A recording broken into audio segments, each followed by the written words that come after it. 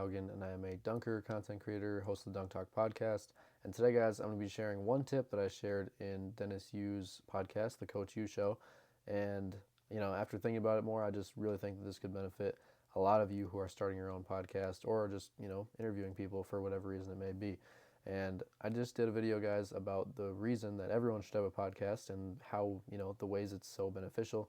And so if you haven't watched that yet, it should be the last video on my channel. So make sure to go check that out. But basically, the one tip that I have for you guys is to practice active listening. And so I'm going to break this down for you guys because this is not something that I necessarily did at the start of my podcast, but then I just kind of learned to do over time. And then eventually I was just like, oh, like that's what it's called. And, started to talk about it because I've just found it way more beneficial. And so active listening is basically like if me and you are having a conversation, and let's just say, in my instance, I'm normally talking to dunkers, talking about their dunk journeys. So let's just say I'm talking about Jordan Kilgannon talking about his first dunk, and what happened when leading up to his first dunk, And so like blah, blah, blah, got my first dunk, and then later I got my first windmill.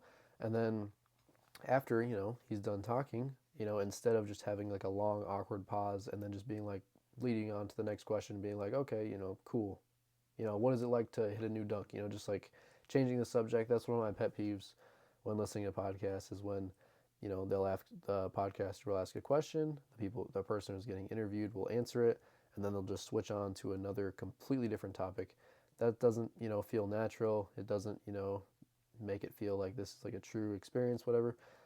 It just feels, edited and not real. So I highly encourage you guys to, when you are interviewing someone, actively listen and not just like kind of like, half listen, really thinking about what you're going to ask next. Listen to the specific things that you're saying. So for example, if Kilgannon was talking to me about his first dunk, I could ask, oh, what was that feeling like? How long did it take you? Like, how long was that session? Just asking like really specific questions to really get like in-depth answers on, specific topics that may come up during the podcast or interview. And this just makes, the person who's being interviewed feel like you care more about them, because if you're just like, okay, and then move on to the next thing, that doesn't, really create a connection. So it makes the person who's getting interviewed feel a lot better. It helps it flow better, because if you're just, cutting back and forth between different questions, whatever, doesn't make it feel super natural and doesn't flow super well.